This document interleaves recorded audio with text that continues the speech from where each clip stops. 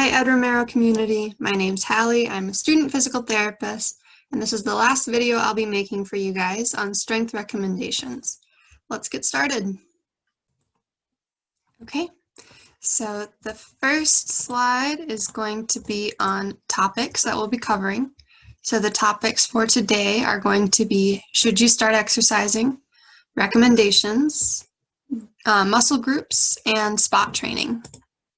So before you start exercise, and this is very similar to the aerobic PowerPoint that I presented earlier, is to make sure that exercise and lifting is safe for you before you start if you never have. So this is a review from that previous aerobic presentation, but this is a PAR-Q, which just briefly is kind of a check for readiness and to make sure that it is safe for you to start an exercise program, especially in this situation, lifting. So there's 7 questions and they're listed on the slide, and you just respond yes or no. If you answered all no, it is safe and you are clear to be physically active. If you answered yes to one or more questions above, it's a better idea to go back to your doctor and have a conversation with him to make sure that it is safe for you to exercise. Okay, frequency is next. So with strength training, how often should you do it? So the recommendation from the ACSM is 2 to 3 days each week of resistance training. So resistance meaning it can be a body weight exercise, it can be with bands, it can be with weights, it's whatever you want, but it just is a resistance for you. And then they recommend that at the very minimum, you do at least 2 days a week. Intensity, this is also a review, but the Borg scale is a rate of perceived exertion. It's how hard you feel like you are working, which one of the good things about that is that it is totally dependent on you to decide how hard you're working out, and you can adjust as needed as well. So ideally you want to get your heart rate up and feel a little tired from what you're doing. The recommended intensity is between a 5 to 7 on the scale. So that means that you should be somewhere on the middle to higher end of moderate to right at vigorous, so on the lower side of vigorous activity. Okay, the time. So the recommendation is 8 to 10 different exercises involving all major muscle groups. So the time they recommend is going to be just starting with 1 set, which means that you're going to do it just 1 time, but you're going to do it 10 to 15 times before you move on to a different exercise. So that'll be 1 set of 10 to 15 repetitions. That's what that means. You should be trying to progress to doing that 1 set or up to 3 sets of 8 to 12. So the progression would mean that you're doing, let's say 3 sets, means that you do the exercise 8 times to 12, whatever you decide, it's up to you. And then you're doing that, break, then another set, take a break, and then that 3rd set, and then when you're done with that 8 repetitions, you move on to a different exercise. Type. Resistance training can be anything. Get up and down from a chair, get up from the floor, going up and down stairs. You can use bands, body weight exercises, dumbbells, weight-bearing calisthenics. So that would be pushing, pulling, jumping jacks, planks, knee raises. Major muscle groups should be involved, so you want to target the chest, shoulders, upper and lower back, the abdomen, hips, and the legs. Progression. So progression in the strength recommendations involves progressing slowly as it gets easier. So you should be able to complete all of your reps, meaning that you finished that 8 to 12 times that you did the exercise without feeling tired. It feels like you could have done more reps or another set without getting too tired, or it feels like it's really low on the Borg scale, which would be up above as we discussed here. So if it feels like a 1 to a 4 range, which would be very light, light, or lower end of moderate activity, you should probably increase the weights, the number of times, or the number of sets that you're doing.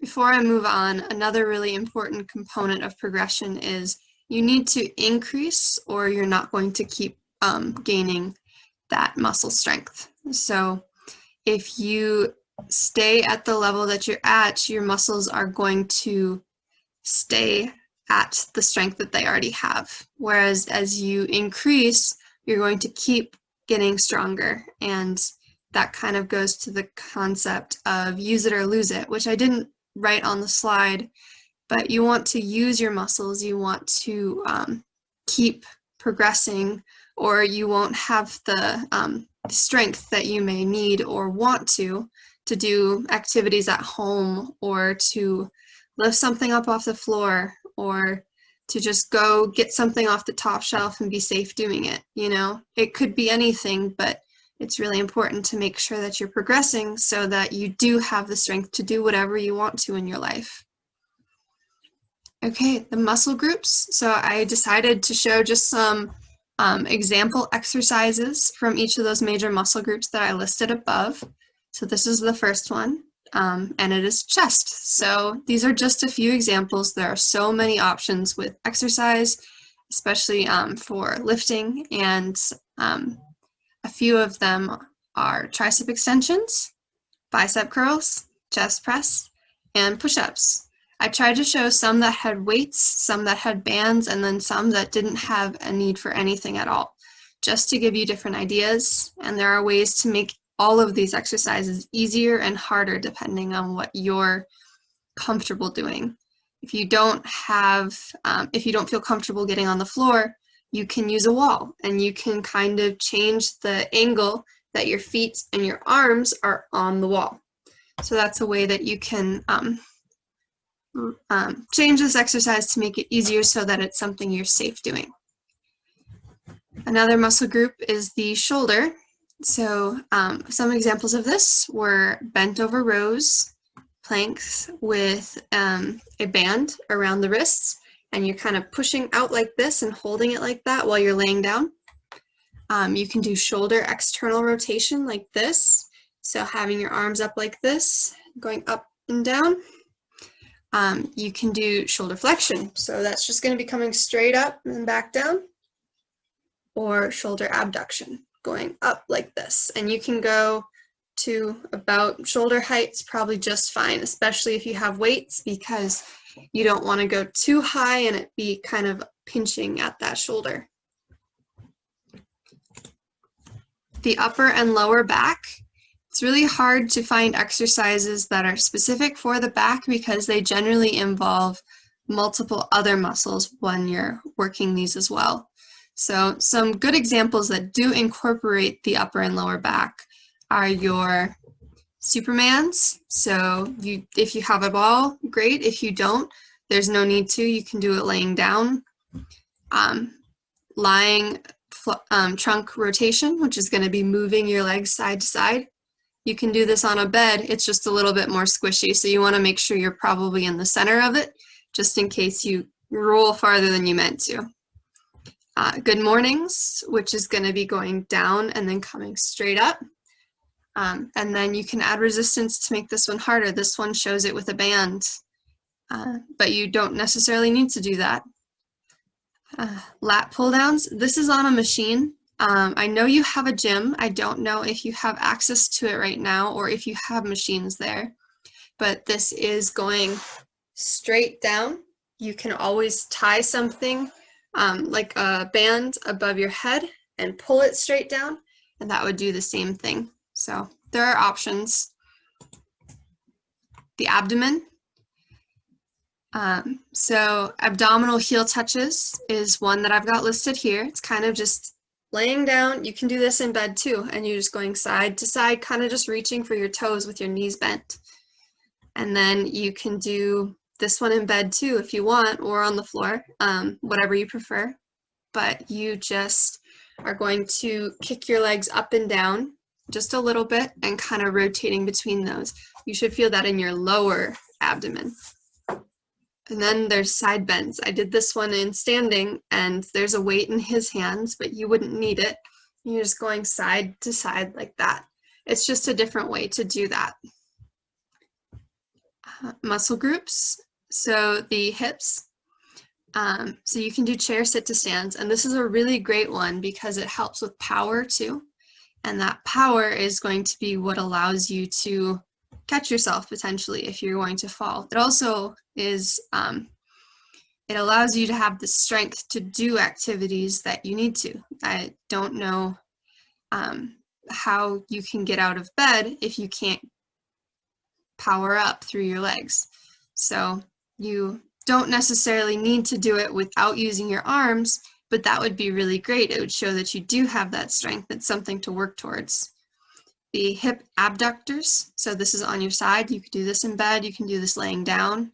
You want your hips stacked one on top of the other, and then you're going to just lift your leg and bring it back down. And then glute bridges. You could also do this in bed. The only thing is that it's a little squishy. But if you're doing this on the floor or in bed, you're trying to get your hips up off of the ground, so moving them towards the ceiling. Hold that for a second, try to squeeze at the top, and then come back down. Another one is lunges. This is a really great exercise, and you can do this walking through your apartment. You can go one foot in front of the other, and instead of walking, you're just doing lunges.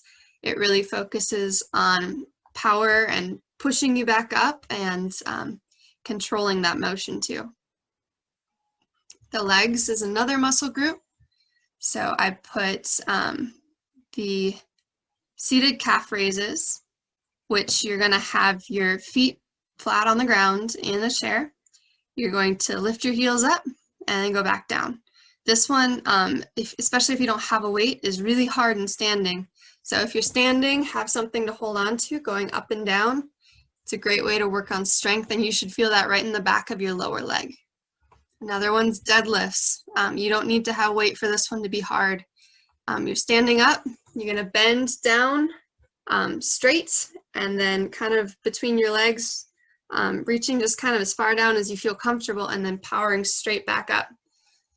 And then over here, this is mislabeled, but this is going to be a hamstrings exercise. So you need someone for this situation, but you would have someone hold onto your feet with you in a kneeling position, and then you're going to go slowly down and then come right back up. And it's a really tough exercise. You'll feel that right in the back of the upper leg. And I know it definitely is one that gets me. So you can give that one a try too. The last thing I wanted to bring up is spot training. And it's a really great idea, but it is also a myth, which is why the unicorn is on this slide. So spot training is the idea that you can cause weight loss or muscle definition to one area without affecting the other body parts. So if you're working on a six-pack and you only do abs, you're probably not going to get those abs without losing weight in the arms, in the hips, in the legs. So you have to train the whole body to lose weight and to gain muscle definition. It's not a one spot only. Everyone wants it to be true, but unfortunately it's not. But it is a positive, because if you notice that you are losing weight, or that you do feel like your muscles look more defined, it doesn't mean that it's just that area. It means your whole body is getting that way. So there is a positive side to it as well. And then weight loss and muscle strengthening is gained through the, it's gained through the entire body equally. Okay, so this is the last presentation that I'm doing for you guys. And I'm honored I was able to put together these videos, and I really hope that they're helpful to you. I've been meaning to give you guys my email, and so I wanted to make sure I put it in the last one that the last video that I made for you guys. So my email is here. Let me know if anything has come up and if you have questions or different ideas you wanted to talk through about exercises and strengthening specifically. Thank you so much, guys.